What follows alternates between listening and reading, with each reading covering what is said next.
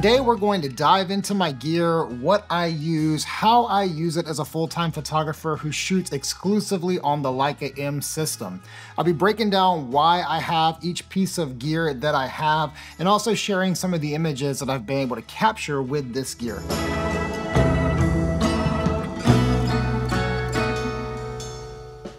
Now, it's been over a year since I last did a video like this, and the last year I saw a lot of gear changes. The core of my kit has mostly stayed the same, but in 2024, I bought and sold a Leica M8, a Leica M11 monochrome, and a Q2 monochrome. And I got all of that for science, obviously, with the introduction of very good presets, CCD89 to the lineup over at the shop. And maybe you can infer that something else is coming, but that's for a later date.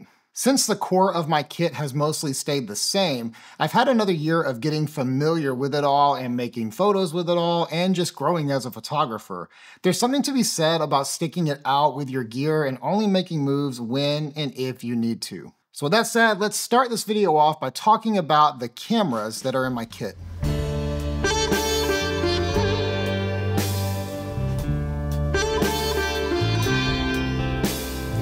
And first up, we have the Leica M11.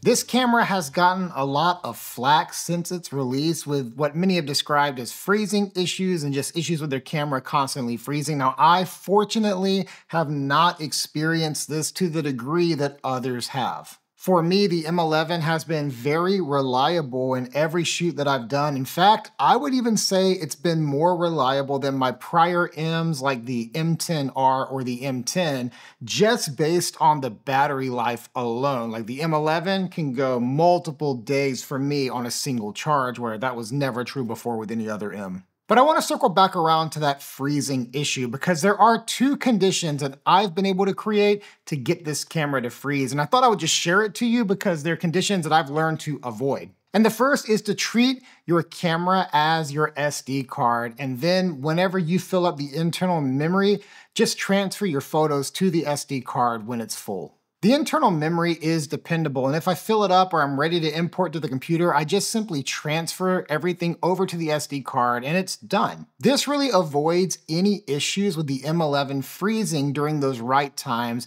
if your card is too slow or just not vibing with the camera, which seems to be the go-to answer when people talk about why the M11 freezes. It always ends up being, well, it might be the SD card. So if you shoot to the internal memory like I do, I never have that problem.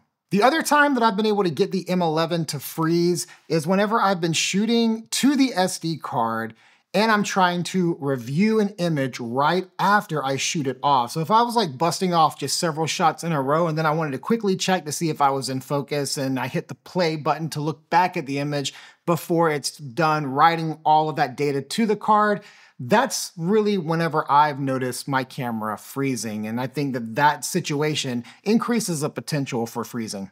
I assume this is due to the read and write times overlapping, but honestly, who knows? Just trying to give you an honest look at this freezing issue with the M11. But the point I want to make here overall is that the M11 has been a very dependable camera for me, and if your experience has been different, then that's your experience. For me, it has been very dependable, and I have never had any need to change this camera since I got it. Now, I did recommend in a prior video that if you're looking for an M11 camera, that I would encourage you to consider the M11P because it does have more internal storage, and if you shoot and you want to use the internal storage, it makes more sense. But if you're somebody that just shoots straight to the SD card, you're probably fine with just the good old-fashioned M11. I think it's a fantastic camera, and again, it's just been very reliable for me. Now, my other camera is the M11's older brother, the Leica M6. This is the big logo version that was released in the late 80s, and honestly, it is a fantastic camera, though I do wish it was brass. I made a video on that, people really hated it. But the biggest win for a Leica photographer is shooting film and shooting digital together. You can be classic with the film or you can be modern with digital and have the same experience and use the same lenses. This is something you can only do on Leica cameras, and it's honestly just really special to be able to use M mount lenses across any generation of Leica M cameras. And if you're new here and you're unfamiliar with this channel or just me, I found it and I develop all the color grades for very good presets. And one of the most important parts of developing film-inspired presets for Lightroom and Capture One is shooting film and digital on the same lenses in the same scene and lighting. Now, I'm not going to cover this entire process in this video, but it's just further stating how special it is to be able to shoot film and digital in tandem. And if you're interested in learning more about how I go about shooting film and digital together, hit that link right above to an older video where I talk about this very topic. So for digital, we got the M11. For film, we've got the M6. Now let's talk about my lenses, and we're going to go from widest to the tightest lens. First up is this little 28 Summicron. This was the lens that convinced me to sell off my Leica Q2 a couple of years ago. Now, this is an older Summicron. It's not the current generation or the generation before that, but the one before that. Now, for a while, I've only shot the Leica M system, and in an attempt to downsize and just get more simplicity in my life, I sold my Leica Q2, which was my 28mm lens before I bought this Summicron. But even though it's been a couple of years since I made that move, I actually didn't shoot this 28 too much until the last 6 months or so. 28 was always my I need it, but I don't always need it lens for a very long time. But today, I actually shoot it more often than some of these other lenses, or honestly, way more often than I used to. So why this lens in particular? Well, at a wider focal length, lower apertures are just less important for the work that I do. F2 is more than low enough for how I use 28, which honestly is most of the time at F8. So then why not the Elmarit 2.8?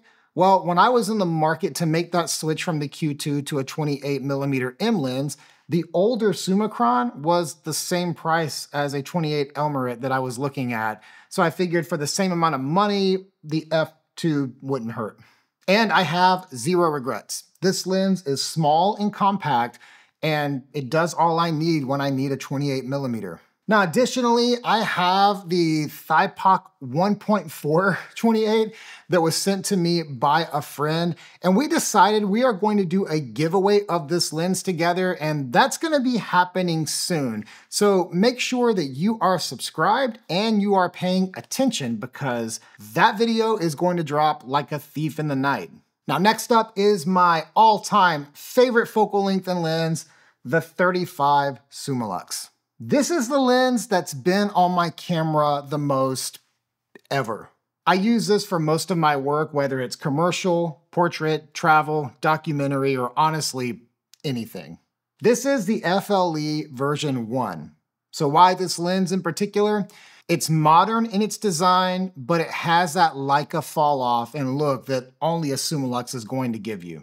I love using this lens, and I love the way it looks on my camera. And I love the photos I get from it. It's classic, it's iconic, and if I had to sell every other lens, this is the one that I would keep, because it can literally do anything. While we're talking about 35s, I did recently pick up this Zeiss Biogon 35 as well. This lens is very cool, and it cost a fraction of the Summilux. But I bought this lens for one reason: its character. It has a very unique fall off that looks to me the most like medium format cameras that I have. I can't explain it, but it is the only lens I have ever used outside of medium format that I feel like actually looks like medium format. And it's been on my camera a lot lately as well.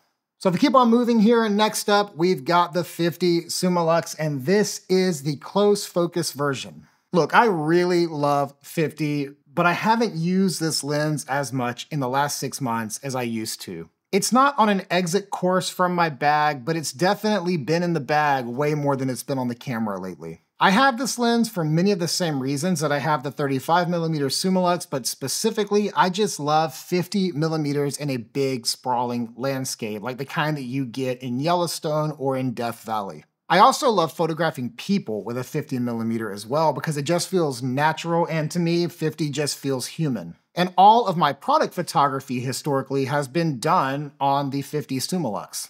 For the documentary style work that I do, I love how I'm able to get really interesting photos on the close focus. Originally, I thought close focus would be interesting for product photography, but I really have never found myself using it for that kind of work. So while I am happy that I do have the close focus version, the close focus is just not something I use all the time. And I probably would have been okay to keep my older Summilux and not upgrade to this one. I love 50mm and I'm about to commit to some projects with it just to get myself to use it more. And it can be challenging at times, you know, being a little closer to things, but I love a good challenge, so I'm pretty stoked on some projects that I have coming up. Now, the last lens in my bag is this 90 Summarit. The Summarit line, honestly, is slept on. They're fairly inexpensive, but they are fantastic lenses. They were produced about 15 to 20 years ago or so, and they were made to be more budget friendly. I don't use 90 too often, so I didn't want to invest deeply into that focal length. I think I got this lens for like around $800 several years ago, and I think it was my second Leica lens, with the 50 Summicron being my first ever lens I bought for a Leica. Fun fact. A 90 will give you beautiful compressed landscapes and stunning detailed portraits. It's really great for headshots. And I also use the 90 on product photography. I use it on travel, and I use it on documentary style work as well. I think it's always wise to have a longer focal length in your bag. You'll get very different images out of something like a 90 than you're gonna get on a 28 or 35, or even a 50 for that matter. So that's my kit at the moment, and there are some things that are inbound, some gear coming this way that I'm gonna be sharing with you, and I'll be interested to see in 2026 if any of that incoming gear is going to be around then. But we're gonna find out together over 2025. And of course, there are other things that I have, you know, like different film cameras, medium format, like my Hasselblad, my Rolleiflex. Of course, I got video gear like I'm shooting this on, all my Sony kit. But this is my primary photography gear. This is my everyday gear, and it has survived another year.